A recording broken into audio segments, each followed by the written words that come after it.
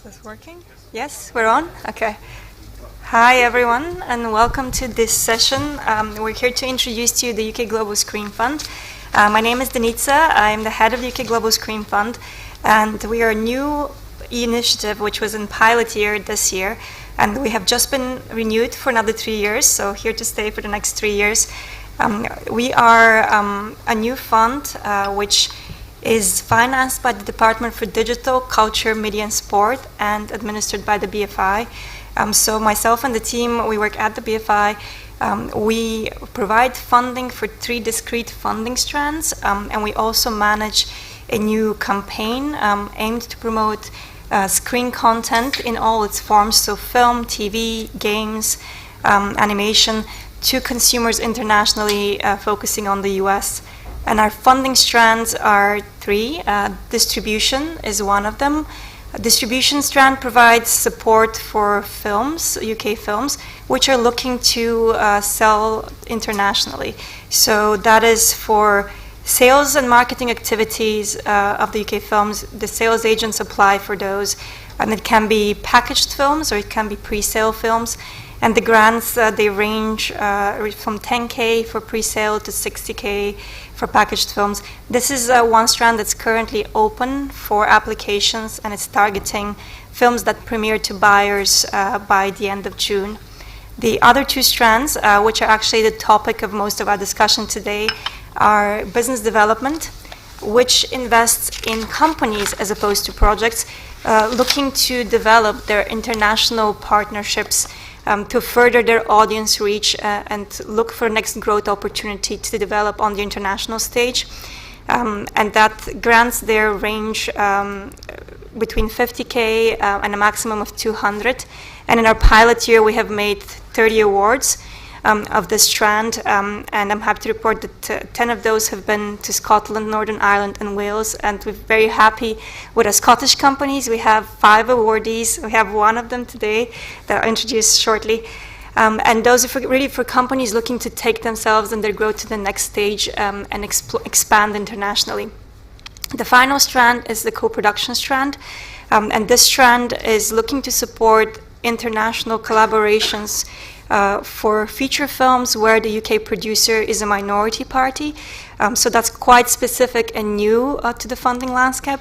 And also we do support TV projects in the genres of documentary and animation, as we find that there's a lot of fluidity for those genres, and increasingly there's a lot of opportunities in TV, and there the UK producer can be minority or majority, and grants are up to 300K, and we will talk about all of the strands in a little bit more detail in a second. Just one final point on the grants: they're all non-recoupable. And the UK producer is the applicant in the case of the co-production strand, and the companies that apply for business development also need to be UK companies, but that's open to all of the UK, and different business models for business development. So it can be film, TV, games as well, as long as there's audiovisual content and a track record and feature-length track record, that's acceptable. So we wanted to explain a little bit more about the fund, answer any questions you have, but we thought it might be a more interactive way to do this if we have 2 of the recipients of the grant funding. So we have invited today one of the Business Development Award recipients, which is Synchronicity Films, and we have Claire Mandel, who's creative director and founder of Synchronicity Films. So, hello, nice to see everybody. And we also invited a producer, a Scottish producer, who was successful in their application for funding for a documentary in the co-production strand. Unfortunately, Sonia Henrici couldn't be with us today because of an illness. So instead, I've asked the co-production strand manager, Attica Daghil, to come and speak about co-production, and she'll mention a couple of words about the project, which is a documentary. I'm not going to give it away because we watch a clip, and I'm sure that all of you will realize who it's about. But maybe with that quick intro, I'll pause now and ask that we play a clip so we can make a start with the Synchronicity Film clip first, if possible. Of all the things that can happen to a person,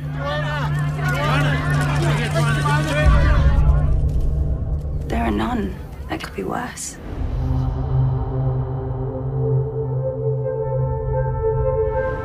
I'd like you to think back to when Noah was born. A new baby can be overwhelming. People cope in different ways.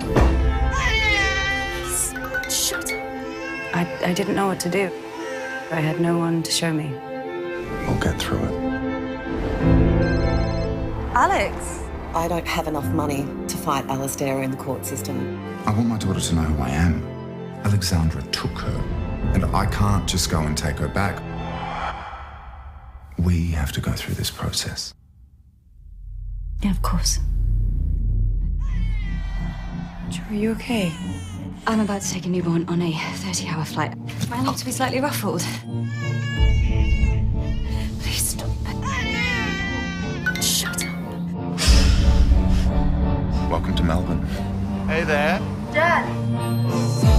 I won't hand her to another woman to be raised. I can't lose my daughter. I mean, can you imagine having your child taken from you?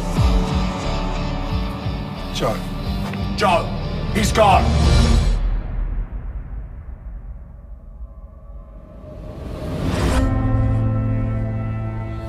He's not here. What do I do? Where is he? He is our son. Please let him come home to us. Whoever took Noah must be very good at hiding the truth, even from those close to them. I'm a bad mother now. Why would you ask her if you're a bad mother? In his statement, he saw dirt under your fingernails. Alistair, you're the world's best liar. I need you to stop lying to me. What are you talking about? There's no physical evidence of Noah at the cottage.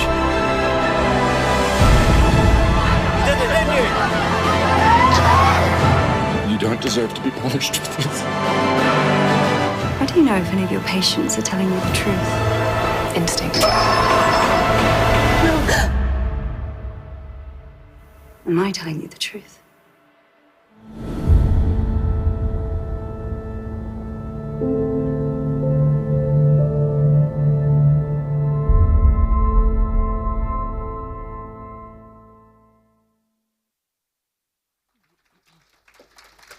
So this was The Cry, BAFTA award-winning TV series, and Claire will tell us more about it in a second. But now I wanted to also show you the second clip, so if we can have the next clip.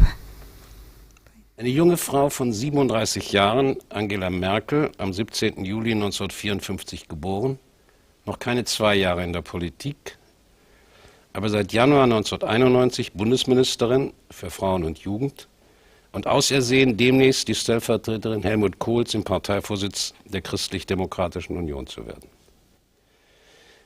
Geht das nicht alles ein bisschen schnell für Sie?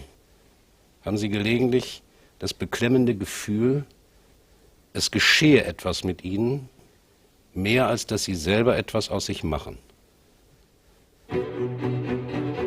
You've seen 3 American presidents, 4 British prime ministers. She looked like a shy daughter of a Protestant minister. We didn't see that she had a sharp analytical mind. Here's a woman who will out-negotiate everybody, even the devil. Merkel is the consummate politician.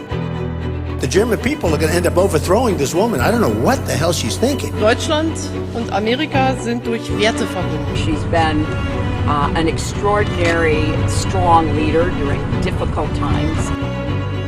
Was man sicherlich feststellen kann, ist, dass sie auch sehr stark unterschätzt worden ist. Und das ist durchaus auch ein Vorteil, den man nutzen kann und den sie genutzt hat. And it's like in a boxing ring. The other one is fighting like a maniac, and she has one punch.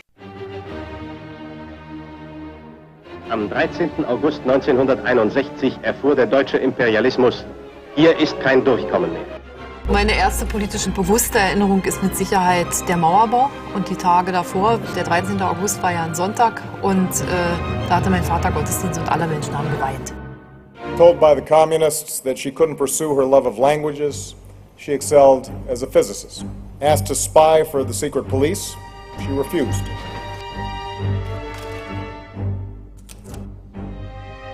Ich habe das Gefühl gehabt, dass ich in einem Staat lebe, der mir eigentlich immer irgendwo auf den Fersen ist. Remember, these people are risking their very lives to taste something we too often take for granted: liberty. And the night the wall came down, she crossed over, like so many others, and finally experienced what she calls the incredible gift of freedom.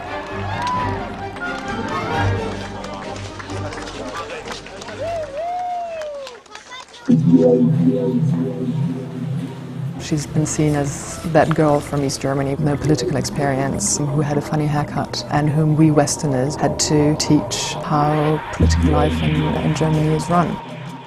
Vor der ersten Reise nach Moskau, wo sie mitkommen sollte, weil sie so gut Russisch sprach, da habe ich zu meiner Büroleiterin gesagt, ich sage, Silvia, red mal mit Frau Dr. Merkel, die soll die paar Klamotten kaufen. In dem Aufzug können wir da nicht in den Kreml einmarschieren. Wie fühlen Sie sich persönlich jetzt inzwischen nach einigen Monaten am Kabinettstisch? Ist das für Sie immer noch ungewohnt? Nein, also jetzt inzwischen ist ja schon über ein Jahr her, dass ich dort zum ersten Mal war, bemerke ich, dass es sich auch um Menschen handelt.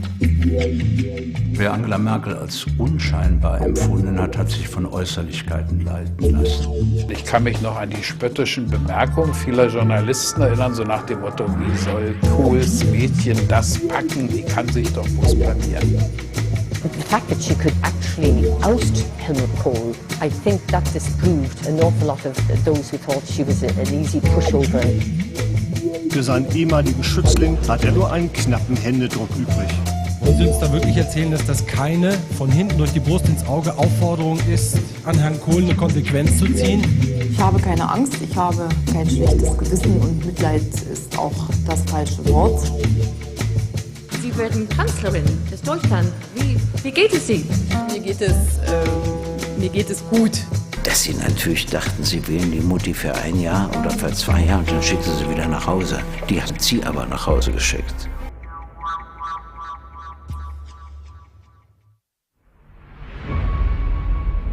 You've been a bit of a punching bag for President Trump.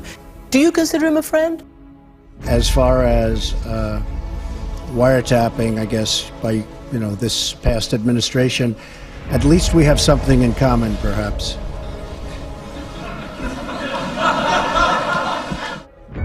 I think there is something out in the air that says women can't do everything. Women can do everything.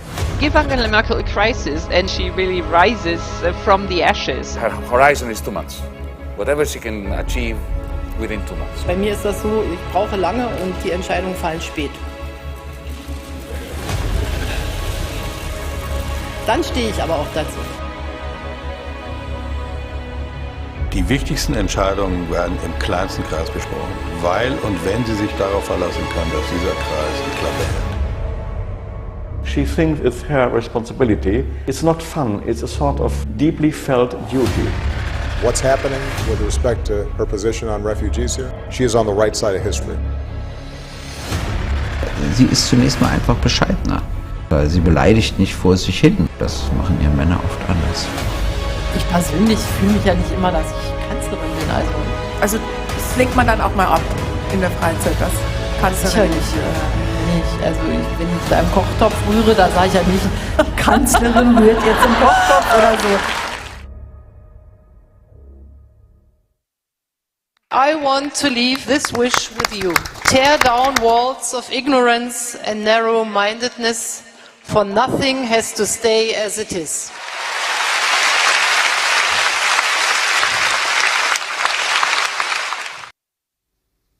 I think it is over this time. It was a bit long, but I hope you guys had fun watching that. So we definitely did have fun actually learning more about this project. And it is a documentary called Merkel, about Angela Merkel, one of the most impressive female political leaders of the last decade. So we're very much looking forward to seeing this film on the big screen.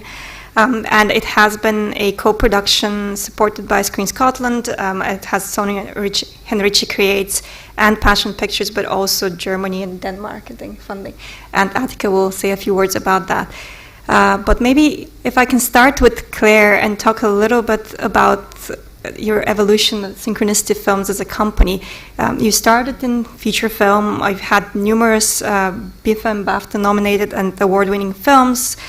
such as Only You, The Party's Just Beginning, Crying with Laughter, The Weekend, and we saw a TV production, The Cry, and you've oriented your business to now expand to TV as well, and you're looking to international markets. Can you tell us a little bit more about this evolution and why it is important to work internationally and where The Cry has taken you in terms of territories? Okay, yep. So my background was in television before I started making films. I used to have a normal job at the BBC with, you know, all the security that brings, but I got a bit bored doing that and decided to launch myself off into independent film producing. Very quickly realised that although I had a passion for it, that you couldn't build a business on it. I think that's still the case today. If you're a producer, it's very hard to build a sustainable business, to earn a living, and to employ other people. And of course, making films is such a massive endeavour that, you know, the more successful you are, the more you need talented and skilled people around you, and therefore you need to find a way to generate income to make sure that you have a viable proposition. So we switched over to television because I had, as I say, had come from that background. I worked at the BBC for 10 years and then was also in BBC Drama as an exec producer for a few years.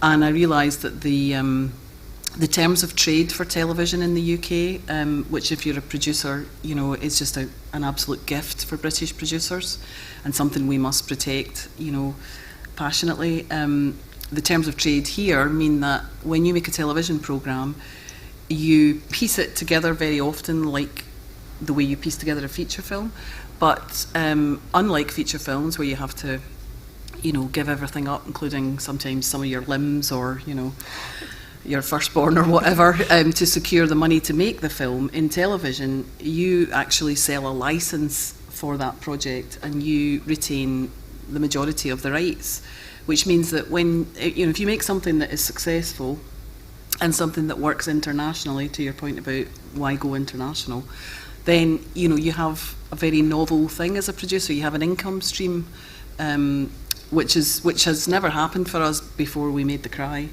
And I think our experience in doing that was key to our growth. It took, like all these things, you know, it took several years to get to the point that we could get The Cry commissioned. But as a Scottish producer, I've always been both passionate about Scottish representation, but also I've been passionate about challenging people's perceptions of what that is. And for me, I've always looked out for material that had an automatic ability to travel internationally. So when I found The Cry, I was already familiar with Helen Fitzgerald's work, the author who wrote the book that the series is based on. And she is a Glasgow-based Australian writer who wrote stories that could span these two countries. So for me, it had the DNA of the sort of project that we look for, something that I can satisfy my own, you know, Scottish flag-waving passion to promote us and promote talent here and to have production here, but in a way, in a package that is international, that someone is going to want to watch internationally. And with The Cry, it was a gift because in the DNA of the material, we had both a story playing out you know, in Australia and in Scotland in such a way that I think if you watch the show in Australia, and I've been told this by people who did, that it felt like an Australian show, and here it felt like a British show, you know, perhaps a Scottish show to those people who knew it was shot here. But crucially, it also had an international appeal, which meant that we could raise finance from a distributor who could see that it had the potential to make money, and therefore they would advance in their usual deficit financing way. So those are the sorts of projects that that's like the bedrock of what we do now. That's what we look out for. Occasionally our head gets turned by something that is really local, but only where it has some sort of universal appeal that can align itself with the local and global sort of thing. So for example, we hold the rights to, and we're adapting a very local novel called The Young Team, written by Graham Armstrong, some people here may be familiar with, which is a sort of fictional story of Graham's real life rites of passage as a young gang member in Airdrie, outside Glasgow. It's very local. It's written in Scots, it's written in the Airdrie dialect. It's a bit like sort of Trainspotting, the first time you read Trainspotting. It's an incredible debut novel. And we just absolutely loved it. Now, that is going to be hard to finance, because when you have an accent, like this, it's hard to finance. But when you talk the way these characters talk, and they have to talk that way to be authentic, then that's more difficult. But the quality that the story has is universality. And that's borne out by the fact that the book is now selling in Italy, France. It's called La Ganga in Italy. So young teenage boys in trauma, being involved in gang fighting and recreational violence happens everywhere. It doesn't just happen here. So that's our kind of mantra, really, when we look for material. How do we make this fulfill our goal of doing what we're passionate about, but also speak to an international audience? You probably answered this a little bit already, but how do you find these projects? Is it easy to find projects with such distinct Scottish DNA that translate so well, and how do you execute a complicated project in a territory like Australia from Scotland? Yeah. Well, I'll handle the second question first. So, yeah, I'm always driven by the passion to do the thing, and then, I think if I knew in advance how difficult it would be, what the hurdles would be, I probably, I wouldn't do it. But I kind of like to put myself in a state of suspended terror.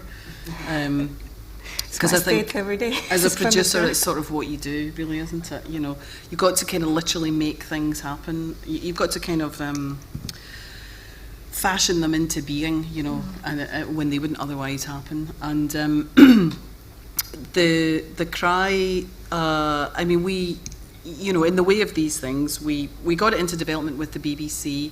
We developed episode 1 over a period of 4 years. Spent 18 months waiting for an answer from a commissioner when there was a changing of the guards, as is all the sort of thing that can happen. And then eventually we got it greenlit in, I think it was like the August or something of 2018, I think. And we only had one script, because in most television drama, that's how it operates. You polish this one script, and this one script carries the promise for the whole show. And then when they greenlight it, you've literally got... They greenlit it and then told us they wanted delivery of the whole show 9 months later. And we'd only had one script, and 9 months is not a long time, and this is an international co-production with a country that's 12 hours in the future from us.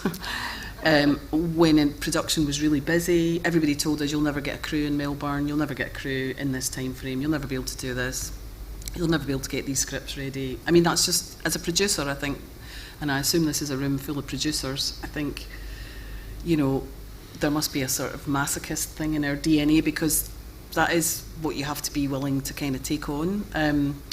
So it was very fast, and we had a great team. We had a fantastic writer and co-exec, Jacqueline Persky. We had a really clear vision for what we wanted the show to look like. But yeah, frantic. It was frantic, because we were writing, budgeting, rekiing, casting all at the same time. But I think it's always like that, to be honest. I've yet to find the perfectly planned production. The timescale was different from how we had worked before, and it was challenging, because we would have to get up at really early hours in the morning to be able to talk to the writer at a reasonable time, and talk to the funding bodies there and try to work out what was the best route for us to go in terms of funding. But then one of the great advantages of working with Australia that we discovered was that, you literally can have 24-hour production and development, because we would have a conversation with a writer, 6 o'clock my Monday morning, the next morning I would have the next draft, because she, of course, had her whole day, so we were really maximising the time between the two territories. And obviously for us, we picked that location because it was true to the material, but it also had that benefit of, I think, giving us a visual contrast in the visual storytelling of the sort of story we were telling, which of course is everyone's absolute nightmare. And we wanted to find a way to contrast the sort of greyness of Glasgow, which is what it's usually like. It's not often like it is today, but you know, with that incredible texture and look of Australia. So it was challenging in lots of ways. A lot, often to do with the time zone issue, and of course we would have notes from the BBC, and of course they're, you know, understandably, like they're not going to work, you know, out with 9:30 to 5. So we were having script calls with them at 1 o'clock in the morning in Melbourne. So that time zone is really challenging, but we had a great team there, and I think that is always a fundamental thing. You know, you have to find the right people. It sounds really obvious, but when you're in a high stakes, high pressured situation like that, and when it's your own company, you know, the stakes are very high, because success or failure is, you know, can mean the difference between your company surviving or not. When you're in that position, you're going to rely on the people that you've chosen, and fortunately we had found a really great service company to work with, and we'd find great talent on the ground. That's great. I mean, it's obviously been very successful. It's shown on the BBC, it's generated international sales, it's won a BAFTA. And how has that helped you, or how has it changed your international strategy? And maybe this is the point to also ask about the grant, because as I said, Synchronicity has successfully applied this year in the pilot year. And as you can tell, you know, they were very good in demonstrating track record and ambition and international ethos in terms of productions, but also in where to take the company next and how to grow. So maybe this is a good point to talk about the future. What can we expect? More co-productions with Australia? Yep. How has the CRY unlocked these opportunities, and what can the UK Global Screen Fund grant help you achieve? Yeah, sure. The CRY was a great calling card. I mean, it proved to television commissioners that we can produce really, you know, first-class scripted series which have an international appeal and which can win awards, and, you know, commissioners like that. So we sort of proved we can deliver, which is a big thing, I think, in terms of growing as a company. It also really opened our eyes when we were in Australia to the preponderance of great English-speaking talent in Australia. Obviously, we share a culture with Australia. We were working with an Australian writer who had started to break through in the UK, and as a result of doing that, we came into contact with other writers of a similar calibre who wanted to do the same thing, and there just seemed to be lots of potential synergies there. I think the other thing about growing, you know, a production company is, especially in scripted, it takes so long to get a scripted project to the point that it is of a quality that you can take out and finance and legitimately, you know, get made, that you need to increase your chances of the number of things that you can get to that point. So we started to think about the potential for us to grow with a subsidiary entity in Australia, because we shared this cultural heritage. The writers are really first-rate, really great writers. It's very difficult in the UK at the moment, has been for a while, especially in television, to, you know, to get the right writer attached to your project. You can be waiting a year, 18 months, 2 years sometimes for the right writer, and it just seemed like a bit of a no-brainer really to us. But also it meant that we could develop a slate there which would have the ability to do in reverse what we did with the CRY. So we might grow projects in Australia that can then come to the UK and vice versa. So when we found out about the fund, I think, I mean, again, as a producer, you know, you've got to have a Rolodex of all the funds that are available and all the entities and organisations who are out there to help you do what you're trying to do. And we had obviously been aware of the media fund, which predated your fund, and we had applied to media several times. I think anyone who's applied to media probably still has the scars to show from doing that, because it wasn't the easiest process. It was very bureaucratic, very faceless. Obviously there was great potential with that fund because it was a grant and you could get quite significant amounts of money, but it was, I'm sort of segueing into praising your fund now, but it was very unuser friendly, to the point that, you know, we had a very sizable application that was rejected because their website failed just at the moment of submission. So when I saw the Global Screen Fund was setting up, and I had read in Screen and Broadcast all the parameters that you had to work to, which were very daunting. I mean, you had to set that fund up incredibly quickly, make awards very quickly, and also in a way that would, I think, give DCMS some feedback as soon as possible so they can see it's working. But, you know, as a producer, it's your job to apply for all funds, any funds that can help you. And we suddenly saw potential way to align our ambitions to grow Synchronicity Australia in such a way that it would feed back into the holding company. Because, of course, any success that happens in Australia is owned by Synchronicity in Glasgow. So what we're doing is building value in our main company. And it just seemed like a very clear proposition. Yeah. That's great. I mean, to say to the producers in the audience who are thinking now, oh my God, do I need to have a BAFTA award-winning Australian co-production? It's definitely helpful to have track record, and obviously Claire and Synchronicity have been very, very successful. They've come to us at the important stage in their development where they've already had evidence of initial success that basically motivates the international growth strategy, which makes it a little bit easier to answer some of the application questions. But the process itself for the business development funding, it's looking to grow companies which have established at least the beginnings of a track record, and they're looking to the next stage of international expansion. So it is less about startup ventures that have just been founded. You need to have even technically 2 years of accounts, so you need to be a little bit further along in your development. And once you have a slate or you have established relationships and track record, but that track record can be, in the case of Synchronicity co-production in Australia, but it can also be sales of a film that you've distributed or a TV series that's sold internationally. So there is some evidence of the market potential for that content, and you're looking to grow. And a lot of the companies that have come to us in the pilot here have been looking to build capacity.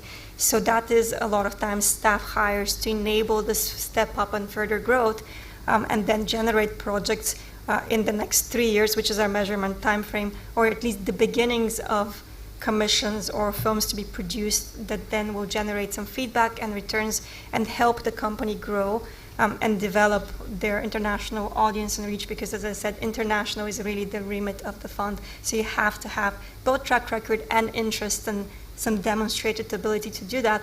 And we do have an involved application process, so maybe I'll come back to that in a little bit, but I might direct my attention to Attica to ask her a couple of questions about co-production, which is the other strand, so the strand under which Merkel was funded. And maybe you can start, Attica, with a couple of questions around what kind of projects are eligible to apply? What are we looking for in this co-production fund? Yeah, so there's two things. One, the projects, they will need to have certain access criteria. So, for example, we require 60% of the finance to be already in place, excluding the tax relief. We also need the project to shoot within 6 months of the closing of the fund deadline. So we tend to come in at a bit later stage.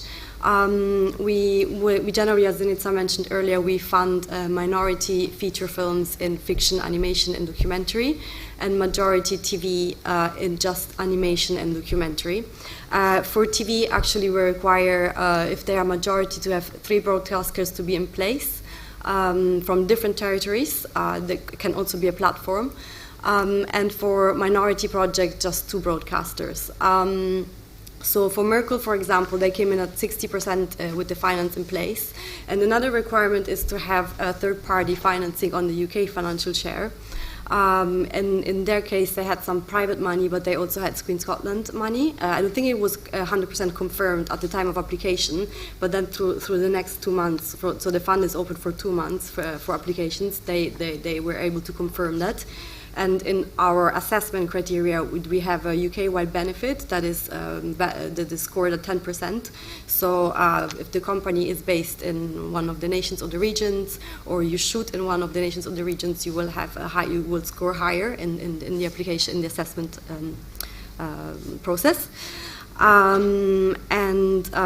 We will look at, obviously it's a co-production fund, so we will look at whether the project will help the production company and the producer to grow to the next stage internationally. Whether, for example, for Merkel, it was a new relationship with the territories, with Germany and Denmark. How will the project help the producers increase their visibility internationally? How will they reach an international audience? So there's another really important criteria that we look at the assessment stage. Has the project audience potential? Will it reach global audiences? And in the case of Merkel, for example, they already had 3 broadcasters on board and 3 distributors. And obviously that shows that there is potentially to travel, so that audiences worldwide, at least in the territories that were supporting the project, will see the projects, and so that again that gives you visibility. It's another project that's added to the slate. Another access criteria is we require the project to be British qualifying, either under the 12 bilateral treaties or the European Convention or the cultural test. So that means we're open to official and unofficial co-productions. But if it is an unofficial co-productions, you will need to tell us why you're not co-producing through the treaties or officially.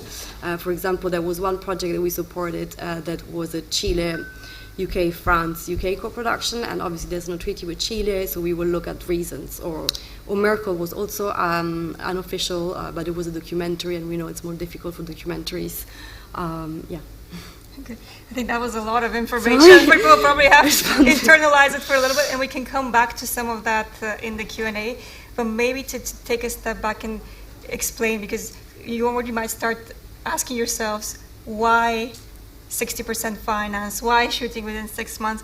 And to answer your question is, because we're a new fund that's just had a pilot, and we're still trying to figure out what we're supporting, what kind of projects we can help. There's obviously limited funding available. We have been confirmed for our starting year budget of 7 million per annum, so that's 21 million over 3 years. We are looking to really spend this money as optimally as possible and fund projects that are pretty close to needing that last bit of financing to make it happen. So if you are still in development phase, your project's probably not appropriate, but the stage where you start putting all these elements together and start getting the financing in place, and you really are quite close to now making this project a reality, helps us be able to fund and be more targeted and have the greatest impact with that money. And we really, if you're also wondering which countries, there is no specific country requirement for a co-production partner. We care about both fostering new relationships, but also about deepening existing ties and being able to build reputations and careers. And we're quite aware in the way that the fund was designed that minority co-productions, where the UK is a minority partner for film producers, is a way of growing and developing your network, of establishing relationships internationally. So although the film fund under MIA also supports co-productions, this is a very specific focused fund on minority for film. For TV, it's a little bit different, as Attica mentioned, and that's to recognize, particularly for documentary and animation, where we can have a bigger impact with the limited funding. I think the funding is capped at 300K, so for a high-end TV series, it's not going to help a lot. But for those genres where there is fluidity in the distribution models, to help get projects off the ground and help really projects be seen both as a minority and majority co-productions. So maybe one thing to come back to and to explore a little bit more is the decision making, because as I mentioned, a film fund also supports international co-productions, but we have very different assessment criteria and very different kind of goals of what we're trying to further. So maybe if I can ask Attica to talk a little bit about our assessment criteria, and maybe touch upon how we differ between the two funds and how people can decide where to apply. Yeah, so as you said, so the fund is specifically about co-productions, and the way the film fund assesses is more editorial. whereas we will look at the more audience potential, international partnerships, as I mentioned. So once the guidelines will be out, you will see there is an assessment table, and the way we judge is around. So we don't judge a script editorially, but we will judge whether there is an international growth potential. So that this scored at 25%. So what does it mean? It means, for example, we'll look at whether this project, as I mentioned, will help you expand internationally, and why. Is it is a reciprocity relationship? Is it international partnerships? Is there any pre-sales already? Is there a sales agent attached? It's not a requirement of entry, but it will help us assess whether there's audience reach potential. And we will also look at the finance, so how much finance is in place, so the higher the better. And then obviously UK-wide, as I mentioned already. So it's like a different type of assessment. So once the guidelines are out, really look at the assessment table, and and we come in at quite later stage compared to the film fund. So again, not editorial assessment. Yeah. And to maybe illustrate a little bit of the type of projects that have been supported in the pilot year, we've closed the fund for the pilot year, so closed for 2021, and there have been 11 projects supported, which range in terms of genres from documentary to animated TV series to one-off TV animation to feature films. We have a variety of co-producing countries that have been supported from countries in Europe, such as France and Germany, and as we said, Denmark as well, to Latin American co-productions, to South African co-productions, so quite a wide range of co-productions, including this documentary Marco, which has Scottish participation. We also have a Northern Ireland animated series supported. And the key to assessment across the entire funding program is very much international growth and potential for audience reach, as well as the strength of the finance plan and the ability to demonstrate benefits that's UK-wide. So companies and projects that have creative elements in Scotland, Northern Ireland and Wales, or shooting or using cast and crew are scored higher in our assessment. We have quite specific assessment criteria that are similar across the three strands but have different weightings. And when we publish the guidelines. And the question will be, when are you guys publishing the guidelines? Where are you reopening? And the answer to that is we're currently signing off our budget for the next 3 years. So we expect in summer, possibly around the June timeframe, to start reopening the funding strands. And we will make sure that this is publicized, and there will be at least a couple of months of notice and new sessions to talk about the guidelines, to talk about any changes. And then we have an assessment application period that lasts 2 months, and assessment period that's proportionate as well. So maybe taking a step back, I think we might have a couple of minutes before we go to Q&A to just ask about the application experience, because a lot of work and effort goes into making the best application possible. And for business development, that is quite an involved application. I'm happy it's a bearable experience versus Creative Europe media program, but it is very involved. And some of the information we ask, I'll quickly outline, and then I'll ask Claire to comment on what she found most difficult, where more time was needed, or which aspects there was more need for guidance. We do ask for something that a lot of companies don't necessarily produce in the regular course of business, which is a 3-year financial plan.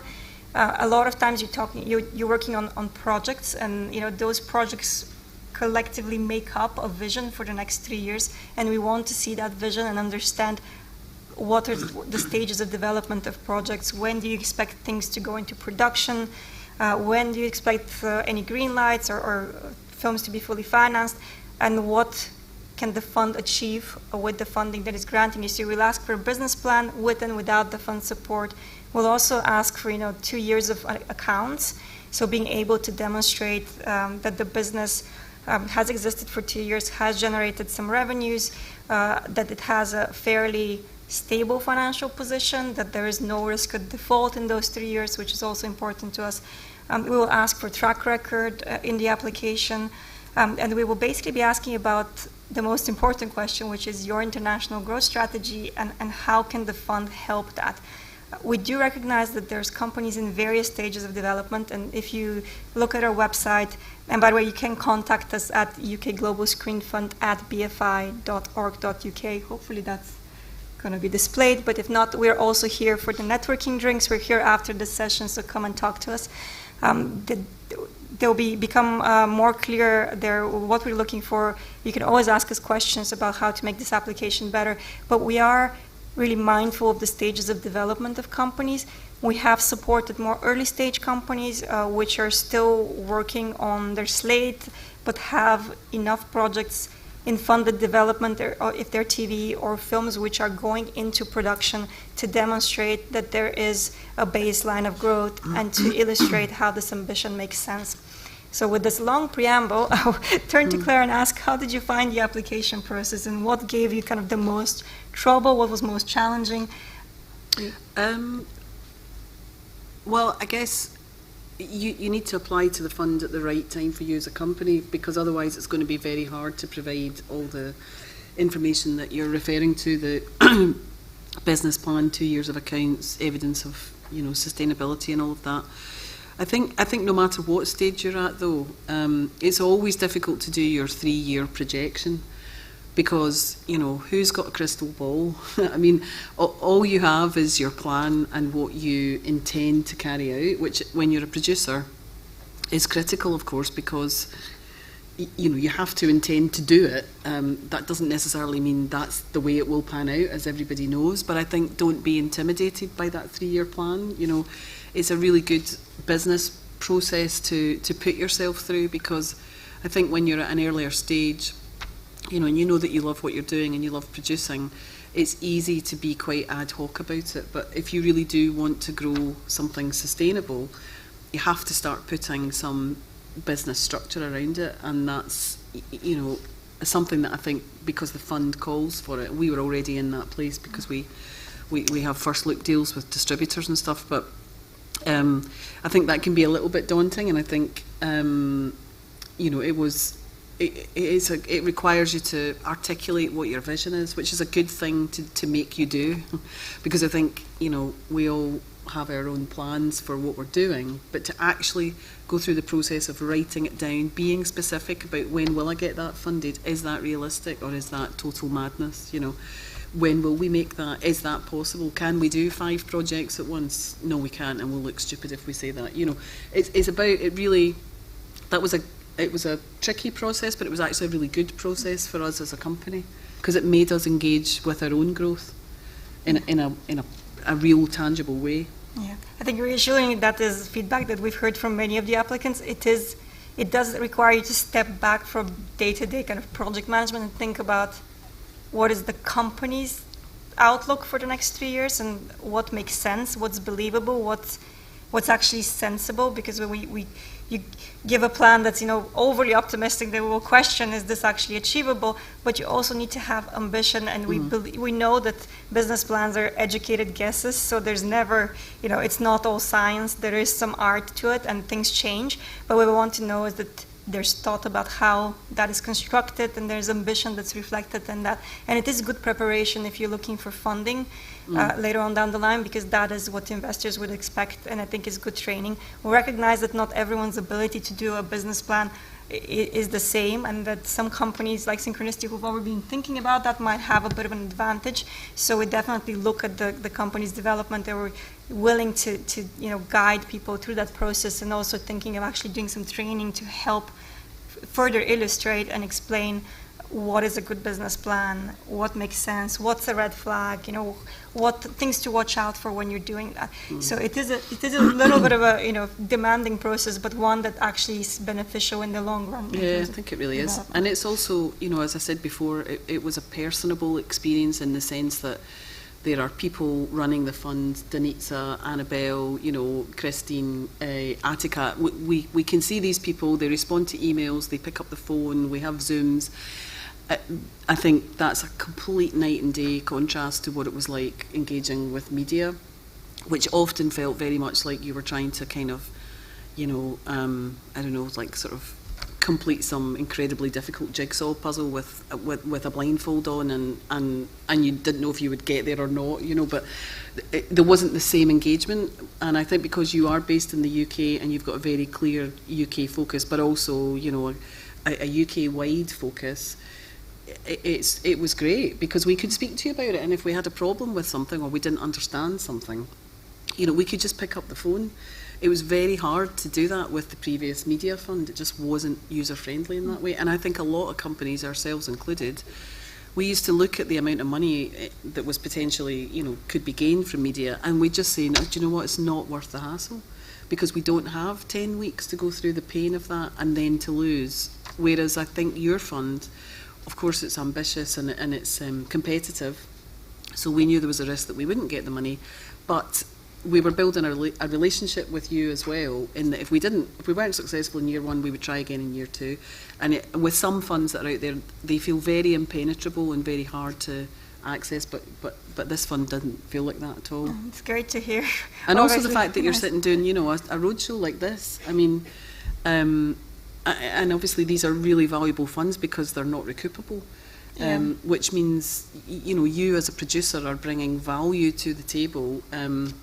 You know, if it's a project-related fund, you know, and you're adding to the finance plan, like on the film or documentary side, that's incredibly valuable to the producer because you're actually increasing your share of the equity of that project, but you don't have to pay that money back. So, yeah, and for business development, there aren't that many business development funds around where the people you're talking to actually understand the business that you're in. You know, there are other government bodies, and it can be very difficult to engage with them. You know, some of the enterprise companies, although they're very well-meaning, they don't understand film and television as a business, whereas liaising with you and your team, you know, you understand the business and the challenges of the business. Thank you, Claire. I didn't prime Claire for this feedback, by the way, so it's very nice to hear. But it's true, you know. I mean, I'm sure. I don't know if there's anyone in the room from Scottish Enterprise. Apologies if there is, but you know, this would apply to any, you know, enterprise agency that is tasked with developing all types of business. You know, whiskey, you know, leisure, tourism, whatever. And when it comes to film and television, you always feel as a producer like you're saying, oh, it's actually really specialised in film and television, but that's because it is. And so it can make the most enormous difference to be dealing with people who understand the specificities of what you're trying to do, which makes it easier to, you know, still competitive, but easier to I mean, it is incredibly with. competitive because it's the one strand open to all sectors in the screen industry. So there are obviously also, you know, as I said, distributors, games companies, they're all competing for funding. And in the pilot year, it did pose some challenges in terms of limited number of funding, not knowing if it will be renewed. So we ended up reducing our maximum grant a bit down from 200K. So our awards ranged from, you know, 50 to around 120. And a variety of companies and business models were supported. But we have seen actually is an incredible compliment, I think, to the strength of the Scottish companies that applied. We were doing this tally between applications and awards to see what's the success rate, and it's the highest success rate is in Scotland, actually. And I wish we could take all the credit for that, but actually we can't, because our partners in Screen Scotland did an incredible amount of work and outreach, and had a person on the ground that also helped advise companies about the application process, because the fund was new, and that really helped. And it's also been incredibly heartening to see such vibrant community also across games and TV and film, and just the international focus of those companies, which is the thing that, you know, this fund exists to support. So it's been really great. And maybe to finish on one last question, would you have any advice for anyone who's thinking of applying in terms of the application experience or the growth strategies, or anything that you can leave with the audience? Well, I think you're saying the funds will reopen around the summer, June, yes. And it's what is it now, March something or other, isn't it? So I mean, I think that gives you a really good time frame in which to start planning that 3-year plan. If you're applying for the business development side of things, I would tackle that first. I would really sit down and honestly give yourself the job of working out, like, where do I want to be in the next 3 years? How do I grow from this project to that project to the next one, and get that kind of work underway sooner rather than later. Because I suspect you will all be around to talk to people about that kind of thing as well. Yes, when we do reopen the strands, I think for business development in particular, we will allow a longer period in terms of applications, but also to explain the guidelines, any changes to the guidelines. And we are constantly reviewing the application form, which is quite long with a lot of documentation to be submitted. So we will definitely be mindful of that. And when we reopen that strand, we'll do some outreach. We'll do a lot of workshops. We'll do online events that are open to as wide number of people as possible. But also you can always contact us directly at our email address. And we're here to talk to as well if you're thinking of applying. Maybe I will also direct the similar question to Attica before we open up for more Q&A, which is, do you have any advice for applicants who might be thinking about applying to co-production? Like, what would make a strong application? What do you need to start thinking about? Yeah, I think, as I mentioned earlier, is look in the guidelines, study the guidelines really well, and look at the assessment table, because there is percentages, as I mentioned, like international growth and finance plan, and we will assess according to that table. So if you try to answer exactly how is the project helping with how does it reach international audience potential, and also another thing, as Denisa mentioned, do email us, because we are very happy to take meetings with you. Obviously, don't pitch us the projects, because we don't judge, again, editorially, but we are very happy to help you through the application. So Christine and I, for example, with the Business Affairs Exec, we are happy to answer any questions on finance plan, on anything really about the application. So try to answer the question about how the projects will help you with audience reach, partnerships, because that's the lens on how we will judge applications. And we will require you to submit a finance plan. So if you have any questions on finance plan, the split budget as well, so how much each territory, so you need to be also in conversation with the other co-producers, so you will need to look at their track record and details. Great. Thank you both. So I think I might open it for questions at this point. I'm aware that there's a lot of detail. We didn't cover everything in great amount of detail, but we're very happy to go into any aspects that you might find interesting. So maybe there's a roving mic somewhere. We might rove. There's a question here at the front.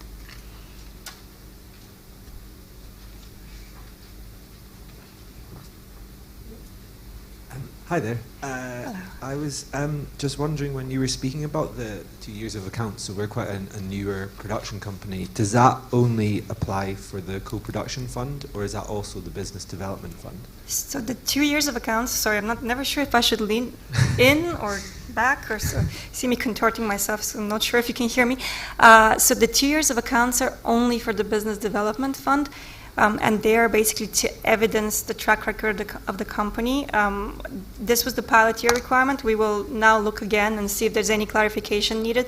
But I think that the spirit of what it's trying to do is basically make sure that companies come when they already are having revenues. And by revenues, I mean you can also have sort of development income from a broadcaster, let's say. It doesn't necessarily mean that you have to have shown something, but there has to be a track record of feature-length productions, and you need to demonstrate that as a company you have had some continuity. For co-production, there is, for co-production, one of the access criteria is you need to have, the UK producer needs to have one lead producer credit that has had distribution either in the UK or internationally. So that, But we don't ask for your accounts for that strand. Yeah. Great. There's a question out there, Isabel.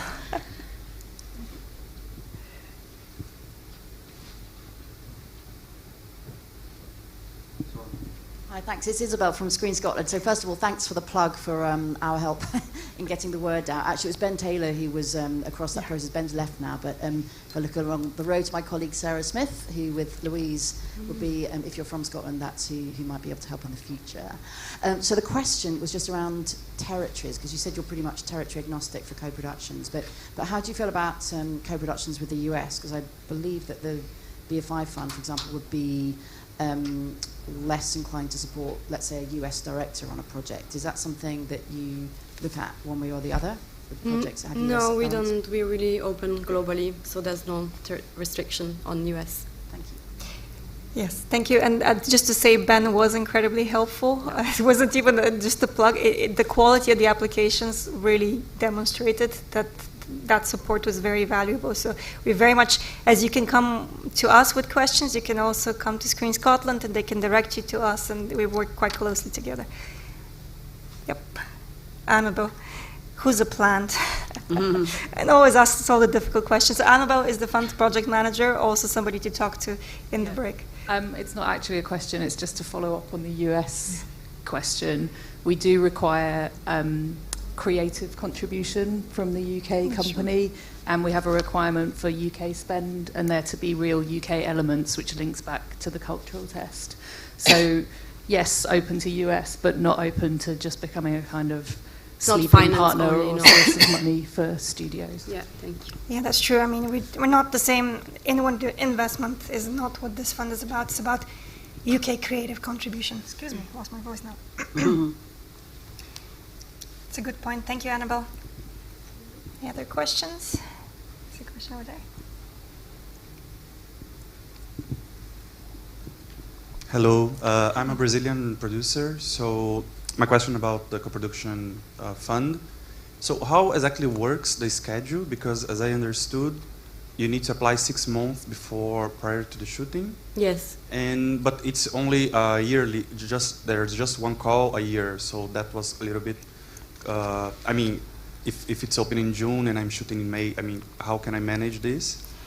That's a good question. So it's one aspect that we really realized in the pilot year is a gatekeeper for applications. So we are looking at this aspect going forward with the hope to be able to provide more than one window. Unfortunately, the funding is not massively increasing, so you still will be in competition.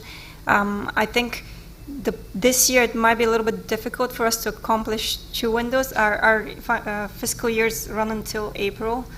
So we will make sure to provide this clarity because I think it's very helpful for decision making. And just one thing to clarify, obviously we hope that you would find the right window once those become available to be able to apply at the time where you already have visibility over 60% of the financing, because that is the one kind of very strong eligibility criteria. Also, as a Brazilian producer, you will need your UK production co-producer to be the one that's making the application, because they will talk both about their track record, but also the international partners' track record. And as we said, we do need some UK creative elements in that production. Is there anything else? Oh, one thing that differs for documentaries, for those of you who are here in the audience with documentaries, the criteria is the documentary needs to be completed within 18 months. So it's different than the 6 months shooting. That's mostly for feature films. Okay, just another question. 100% of the fund must be spent in the UK, or it can be spent in production? We don't have a territorial requirement, but it needs to be spent on the UK elements. So you can spend it on UK DOP in working in Brazil, for example. Yeah, or makeup artist. Thank you.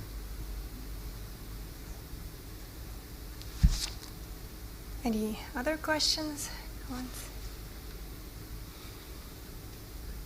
No? Great. Well, then we'll be here after the session, so come and meet us. We'll also join the networking drinks tonight. So the team, as I said, this is Attica, Annabelle's over there, and Christine in the back. So all of us are here to answer questions and to meet as many of you as possible. Thank you very much for your time.